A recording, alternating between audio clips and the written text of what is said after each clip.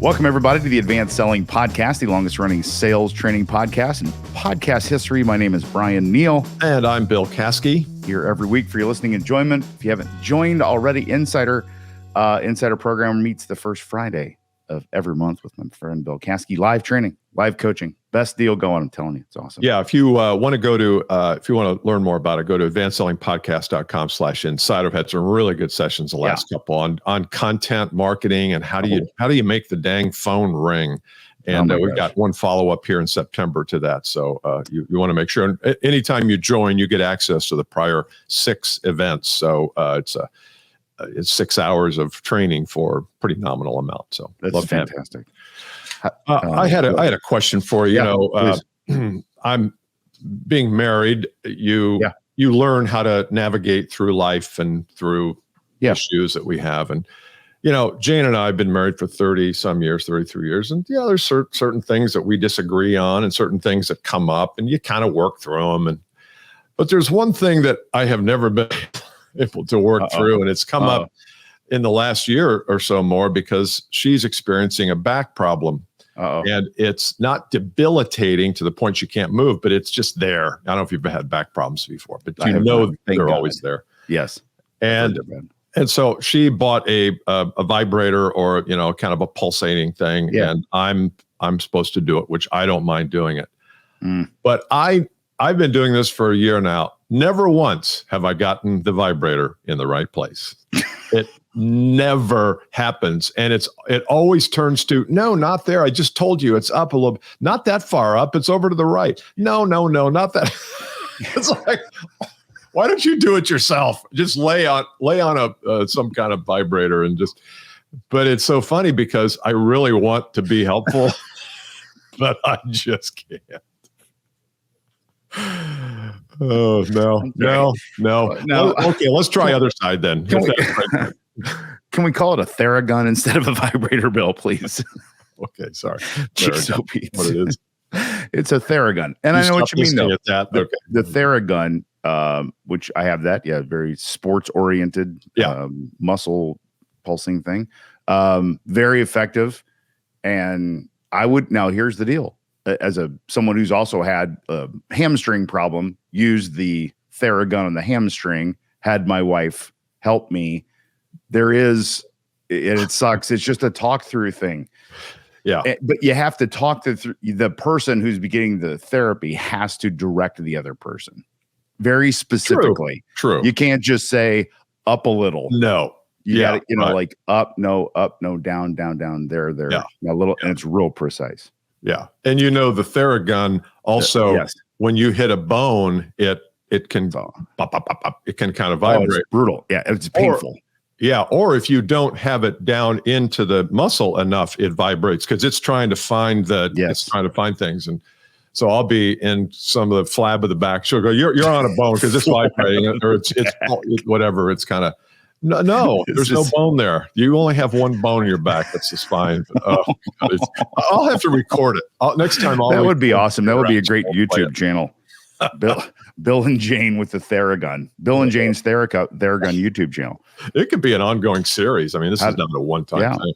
How to leverage the Theragun and stay married at the same time. Yeah, it's brilliant. Okay, I've got a quick topic for you, and I want you to coach me a little bit. You've known me for years, and I come up with half-baked ideas sometimes. Some of them are good. Most of them are average, and some are just awful. Most are pretty good, but okay. So one of my frustrations with some of my clients is I believe we need to be creating something that bridges the gap for the client or the prospect between not knowing you exist and wanting to work with you. And that is a journey. That's a journey. So if somebody listens to the podcast and they end up calling one of us and we have a couple conversations, they've listened to 20 podcasts. They kind of know who we are. There's not a lot of, but if you're selling accounting services and they don't know you exist, how are you going to get somebody from not knowing you're on the planet to wanting to work with you? And to me, it always begins with some kind of gesture of value, some kind of, we'll call it a freebie. We can call it just something that serves the prospect where they are in the journey, which is at the very beginning. And I have so much trouble convincing my clients to create something that serves that function of bridge between not know and know. And the people who understand it, get it, they're rocking and rolling, but 90% of the people don't. And so I'm struggling with that. Yes. And it's frustrating as a coach, isn't it? Because we don't, and I've known Bill for a really long time, and he's known me for a long time. I'm telling you, our spirit is not about being right. We're just not wired to, like, for the guru-esque, I know everything. That's just not how we are. We're explorers, we're thinkers, we're supportive. And it's really hard when you're wired that way to see someone's business or life a certain way, knowing that if they made a few small changes or did a few things different, it could be exponentially better in a way, and they just choose not to do it. It's very difficult to watch that. You're exactly right. I think I couldn't have said it better. That's it. It's really tough. And so we then as coaches have to sort of teach ourselves to practice what we're preaching on. That is to practice detachment and attention toward our clients, just like we teach them to do it in the marketplace. And knowing that everyone's invited to this party, everyone's invited to the content development party, everyone's invited to start a podcast, everyone. And the moment that you do, we are all in.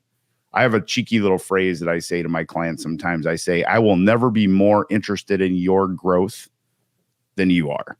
Yeah. But I will be as interested as you are. I'll never be more interested than you are. Yeah. So that kind of takes me off the hook, because I really struggle with that too. I took it personally. I did. Yeah. Right. I do too. Why would you not believe me? Right. And it's not like this is not a proven thing. No, it's just, but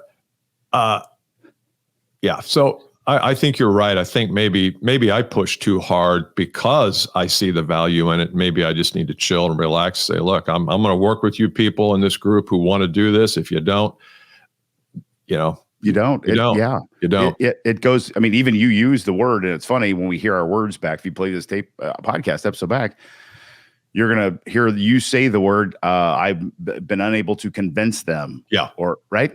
Like, okay, well, we can't. We can't. And then at the same time, we can present, and I think you do a brilliant job with this. I think we both do it, presenting these ideas and then actually doing what we're teaching. Because we've been doing the podcast for 17 years or whatever it's been. Right. And it works. The phone rings. People know us because of that. Yeah.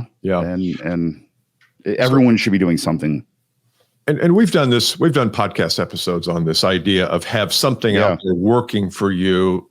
So here's my thought. If you've thought about doing it and you haven't done it, and again, this could be something like, it doesn't have to be a podcast. It can be a document. It could be like a 2-page thing. If you haven't done it, I would suggest you ask yourself what's really stopping you. Yes. And maybe it's you don't believe it'll work, which I'm good with that. I'm very good with somebody saying, I know you've been harping on this, Bill Caskey, but I don't think it's going to work for me. Which case I would say, okay, it may not. How are we going to find out? If we don't do it, we know it won't work. If we do it and it works, then and maybe sometimes people just don't want to know that it works. Yeah. Maybe they don't really want it to work. Maybe deep down inside, they're just very content and happy. I mean, what if this thing happens and then all of a sudden I have all these clients or all these people know me? There's pressure around that. Overwhelming. Yeah. And I don't want all that pressure. I just want to continue just to suffer in my own, mediocrity. Like cold call. Right. We'll call fog. And then keep complaining that I don't have enough deals to work. And it's the customer's fault. I don't know. It can be maybe it's a deeper psychological issue than what I'm portraying it as. Maybe I just see that they're resistant to the idea, but there might be some deeper stuff, which I think that's a case for all of us in anything that we know we should be doing, but we're not doing. Yes. It's what's really happening deeper down that's causing this resistance, and it's never on the surface. No. It's always beneath the surface. I just had this talk with my coach, guy who coaches me, and there was the topic. I said, I'm having resistance around this certain thing. And he talked about just letting it roll. There's an old book called The Tao of Sales, T-A-O, Tao of Sales. I remember that. The Tao, yeah. There's a phrase in there that says, fight resistance with non-resistance.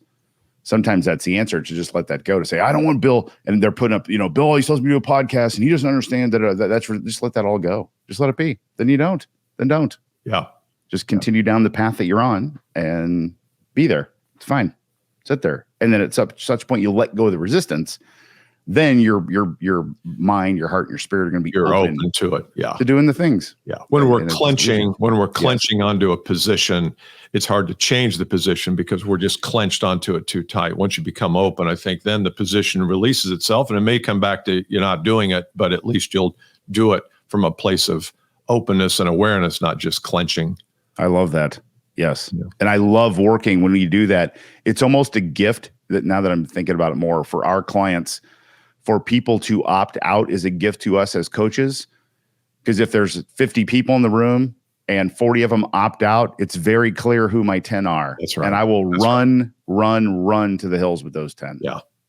Then we're clean. We're free versus trying to grab the 40 and flip them over here. Yeah, because it's exactly right. It's the 80-20 principle. Okay, so I appreciate that. That helps me. I've got a couple of situations I'm going to use what I just learned from you. So thank you. Thanks for bringing it to the show, Bill. Oh, that's fine.